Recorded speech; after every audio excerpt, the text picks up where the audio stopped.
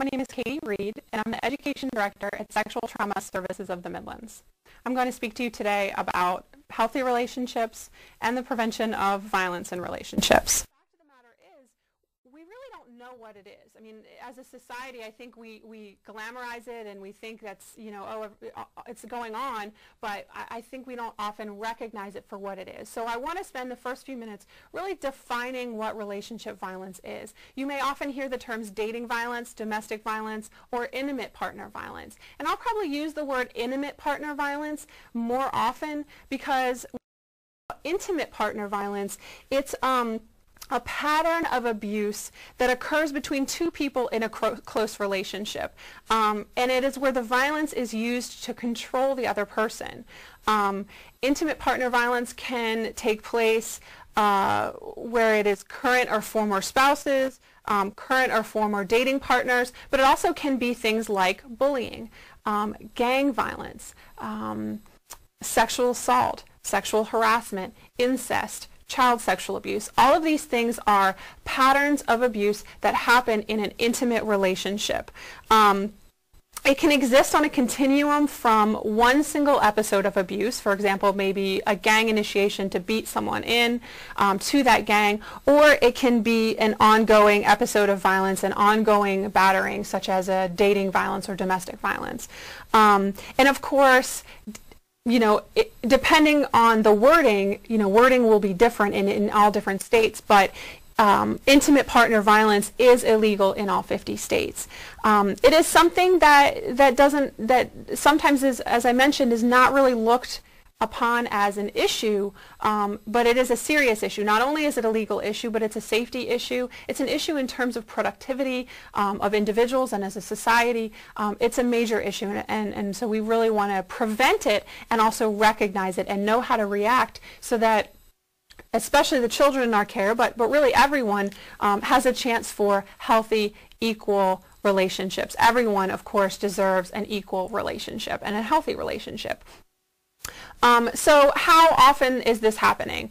Well, depending on what form the violence is taking, what type of intimate partner violence, there are all kinds of statistics. We know that 1 in 4 women will experience domestic violence in her lifetime.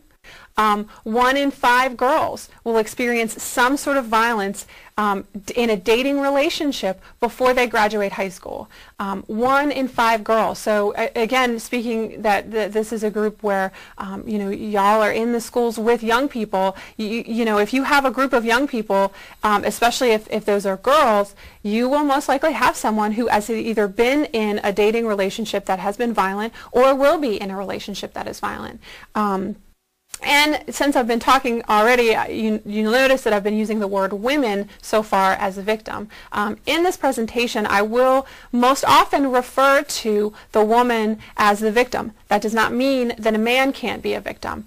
We know that violence affects everyone. It is non-discriminating. It does not matter what gender you are. It doesn't matter what religion you are, what creed, what nationality, what ethnicity, whether you have lots of money, you don't have lots of money, whether you're well educated or you have a lack of education. This happens across the board, and we will talk more about that throughout the presentation.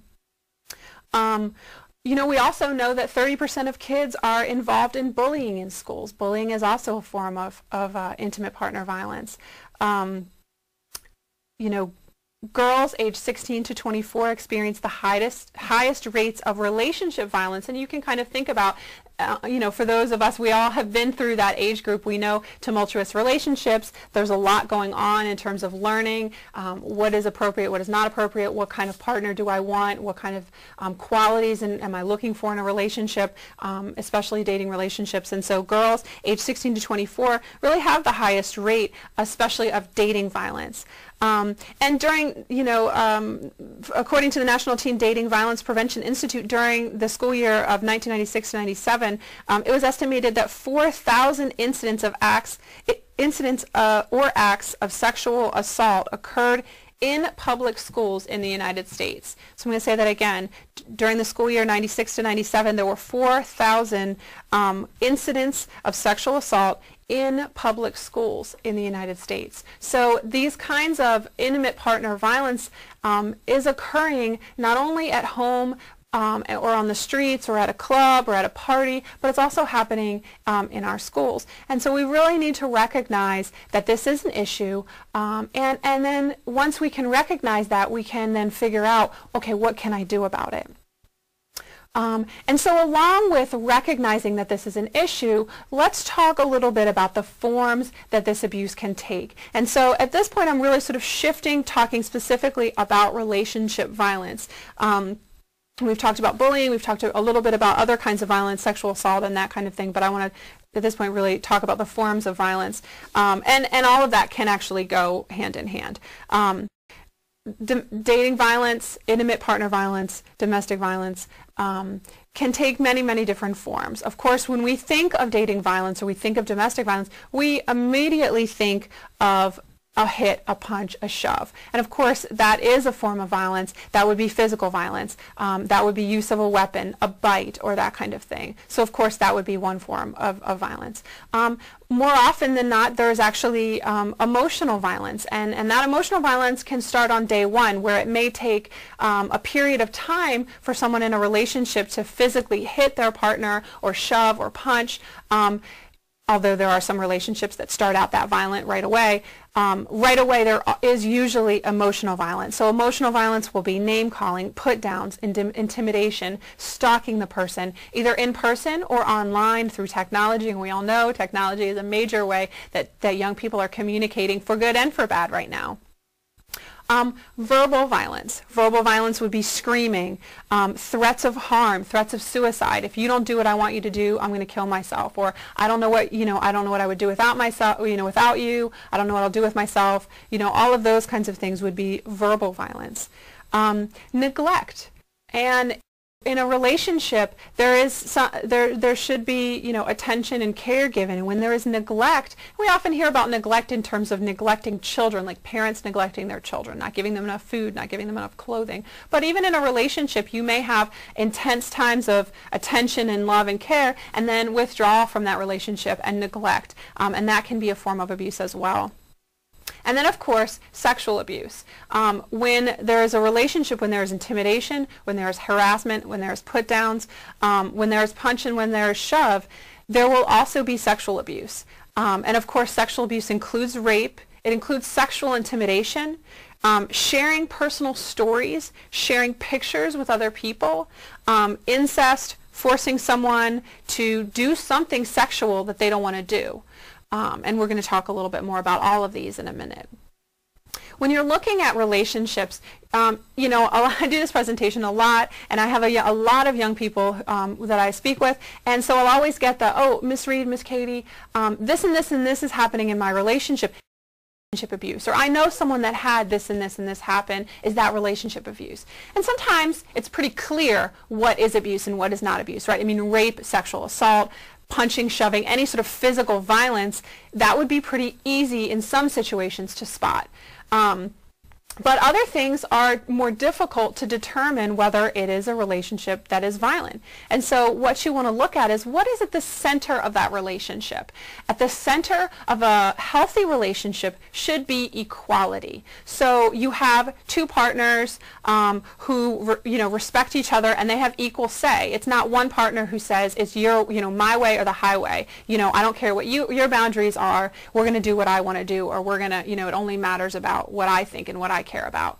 And so that obviously, those kinds of things is an example of an unhealthy relationship. And so in an unhealthy or in a violent relationship, you have a struggle for power and control. At the heart is who wears the pants, who is in control. And so you'll see all of those forms that I just talked about. But to go into it a little bit more, we will see things like harassment. Harassment will be, calling names, put downs, making them scared, and that goes also into intimidation. We see intimidation, throwing things, driving recklessly, making threats. If you don't do this, I'm going to do that. We also see things like violating privacy. Violating privacy would be maybe going through someone's locker without asking, checking up on them by going into their text messages or going into their emails. One of the things I think that people don't realize is that when you're in a relationship, no matter how intimate that relationship is, no matter how long you've been with someone, even if you're, married, you have a right to your boundaries. You have a right to your own privacy. So that includes privacy of things like a locker or a book bag or a text messages or whatever, phone. But that also includes privacy of your mind and your heart. So if someone says, you have to tell me, you have to do this with me, you have to share all of your deep, dark, innermost secrets, and maybe it's something that I don't want to share. Maybe I'm not ready for that. And so in a relationship that is violent, you will see someone violating that privacy in order to get personal information and then gain control of it. And it may be because of a jealousy, maybe a lack of trust, but that violating privacy. And they say, well, we're going together now. You have to, you're my friend. You have to do this. Well, no. Just because we're friends or just because we're dating doesn't mean that I have to give you everything or allow you access to everything that I have. Threats I mentioned, that threat may be if you don't do this, I'm going to hurt you, because we know that, if I know that if I hit, I may catch a charge. But if I threaten to hit someone, it's harder to charge me with that. So I may say, if you don't do this, I'm going to go get a gun and I'm going to hurt you. Or, maybe a child might say, well, my father has a cabinet, a gun locker, and I know the key and I know where he keeps those bullets. That would be a very real threat. It may be, if you don't do this, I'm going to break up with you. If you don't do this, I'm going to find someone who will. Those are threats, and they're very real threats. And a lot of times those threats work better than a punch or a hit. Especially for young people who are looking so desperately to fit in. They want to have someone who loves them. They want to love someone back. They're in all of this intense experience to get into relationships. And so that threat of breaking up with you, that threat of telling your personal story to all of the school or whatever, is a very real threat, and it is violence. We see humiliation, so name calling, put downs. You're so ugly, you're so fat, I don't know why I'm dating you anyway, you don't deserve me. All of those kinds of humiliating experiences kind of make someone smaller, make someone feel bad about themselves, lowers their self-esteem, may even cause depression, all of those kinds of things. And then the last one is isolation. We see isolation in ways like maybe a partner says, you date me now, you can't talk to those kids anymore. You can't talk to boys because you're my girlfriend. Or I don't want you hanging out with those girls, they're drama, or something like that. And those are those are my really good friends, and they say you can't hang out with those people. We also see things like pressuring to quit the activities that they used to want to do. So maybe saying things like, you can't be on the cheerleading squad, or I don't like you working after school. They slowly separate the victim from the life that they once had and from the friends that they once had. And a lot of times with all of these things I just mentioned, a lot of times they're not as blunt or blatant as I just made them. They're usually wrapped in a message of what sounds like love, but it's not love. So it may be something like, in terms of intimidation, it might be something like, I love you so much, no one knows you the way I know you. So, you don't need to be with them anymore because they don't really get you. They don't get us. And what that does is it does isolate them. It separates them, and they start to think in their mind, they've already been told that they're ugly, they're no good, they're stupid, they don't deserve me. But then also, on the other hand, I love you, and no one loves you the way I do. Mixed messages get really messed up in this person's head, and it's hard for them to figure out one side from the other, what is right versus what is not right. And so you can see with all of these forms of violence and all of these examples, again, bringing it back at the center is that power and control. It's used to manipulate. It's used to break down the victim so that they don't know. They don't know what is healthy. They don't know what is not healthy. And you can see also with these examples, these things are not just happening in dating relationships. They're happening in friends as well. So knowing what those signs is very, very, very important. I also want to talk for a minute about how it's not just in relationship violence, it's usually not violent all the time. And you may notice with your kids, you may notice that one day someone's dating someone and the next day they break up, and then they get back together again, and then they break up, and you can't keep it straight. You're like, gosh, is she dating him or not? Or are they friends anymore? Because those cliques of girls, they, used to be friends and now they hate each other, and they get back together and they break up. That's actually very common, where this extreme emotion gets so caught up that they can't determine the difference between love and hate sometimes. Acceptance and rejection gets really actually very confused. And one of the reasons that this happens is because there's actually a pattern to violence in relationships. It's called the cycle of violence. And what happens is it starts out in what we call the honeymoon stage. It's called the honeymoon stage because it starts out where everything's going really well. So in a relationship, it might be, oh, he said he loves me, or, he bought me flowers, or she did this nice thing for me. And things are going relatively well. And of course, there is manipulation going on during that time. There is abuse, but there may be jealousy, and it may be misunderstood or misplaced. For example, let's say that two people start dating, and they go on a date, and date is over. The boy drops the girl off at the house and says, I had a really great time. I'd like to see you again, and everything's going really well. That night, he gets home. He starts calling her, and they talk. And he's, saying how much he likes her, and she really likes him, and they're having this great conversation, and they talk all night. And the next day he calls again, or he texts her, and he texts her again, and then he texts her again. And all day he's texting, and he's calling, and he's emailing, and he's, all of a sudden showing up at wherever she is, because she had mentioned the night before, maybe on the date, that she was going to a party. He shows up at the party. And so she starts thinking, wow, he really likes me.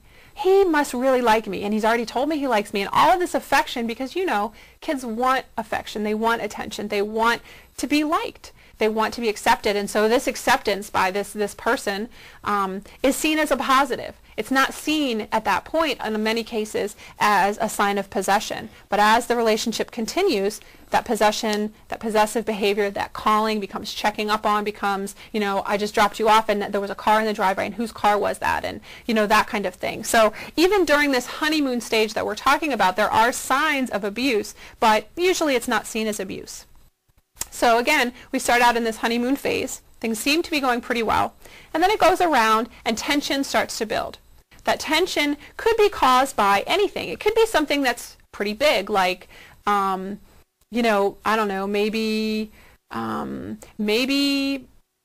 he is smoking cigarettes, and she said, I don't really like when you smoke cigarettes.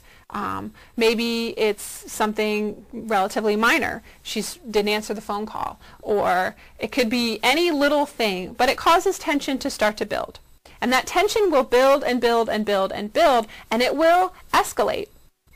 Now, up until this point, actually, this first part of this, if you're thinking of it as a wheel, this first half of the wheel is actually part of a normal relationship. In a normal relationship, you have tension, and the tension builds, and then what happens is you communicate to resolve that tension. There may be an argument, but that argument is not abusive. It doesn't hit below the belt, so to speak. There is no violence involved in all of those forms that we just talked about.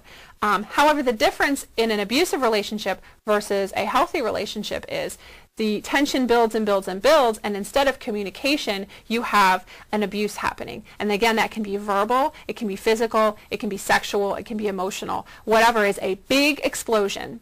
And then it goes back into that honeymoon phase again. So it'll be apologies. Oh, baby, I'm so sorry. I didn't mean to do it. The only reason I did that is because I love you so much, and I just don't know how to handle it. I just get jealous. That's not an apology, by the way. That's blame. And in dating violence and in relationship violence and intimate partner violence, the blame, usually by the perpetrator, by the abuser, is put on the victim. So they say, you deserve this abuse. You made me do this. And usually it may be that, again, that blatant, as I just said, or it may be the only reason I loved you, the only reason I hit you is because I love you so much and I don't know what to do, or I'm jealous, and so that blame is put on them. But once that abuse happens in an abusive relationship, that honeymoon starts. So again, those mixed apologies, maybe promises, I swear I'll never do it again. I promise I'll change. Maybe there is gift giving. You know, all of this good stuff that goes on during the honeymoon phase, during, you know, they're making up, they're resolving that problem. That's all fine and good, but then what happens again? The other side of the wheel comes back around and that tension starts to build again. And eventually what it becomes is a laundry list of things that the victim has to do in order to not get abused. It's like, you know, okay, I got hit because I didn't return the phone call. So if I just answer the phone every time he calls or every time she calls, then I won't get hit. And then I start doing that. Well then, so I did that right, check, good. Should be able to move on, right? No. Then there's something else and something else. And it becomes so ridiculous, this laundry list of things. And so that cycle goes on over and over and over again. And so one of the things we need to be looking at with youth is, you know, they will say, and adults will say, well, you don't really know what he's like. You don't really know what she's like. Because you may be seeing the abuse, and they're seeing the abuse too, but they're also seeing the honeymoon stage. So they're seeing when they're in their good times. And so they say, well, you don't know what he's like when he's really good. You don't know what he's like or she's like. You know, that's not really what they're like. They're just angry right now. They're just having a hard time because they got a bad grade or they lost their job or their parents are fighting. It's excuses to kind of cover up for all of the other things that are going on. It's a whole package. So the good times and the bad times go together. And over time, actually, the good times and the bad times, that whole cycle that we talked about, gets shorter and shorter and shorter. That honeymoon phase gets shorter, and the tension phase and the abuse phase gets longer. And that tension phase is actually very, is in many ways, and I use this very lightly, but in many ways is almost worse than the abuse. Of course, it's not worse than the abuse, but that phase, that tension phase, the victim is walking on eggshells. The victim doesn't know what they did in many cases, and they don't know what kind of abuse is going to come next. And so what we often see is that the victim of abuse during the tension building phase will sometimes instigate abuse because they know that their partner's angry, but they don't know whether, am I just going to get yelled at? Am I going to get sexually abused? Am I going to get physically abused? How bad is the abuse this time going to be? And if it's older people, maybe there's children involved. Are they going to take my children?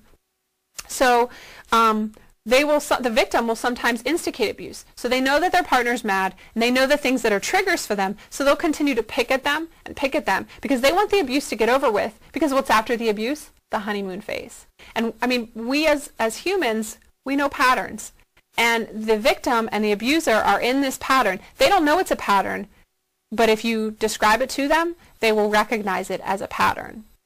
And the issue, obviously, is during that pattern, it becomes more and more violent. The abuse becomes more and more invasive, and it gets harder and harder to leave over time.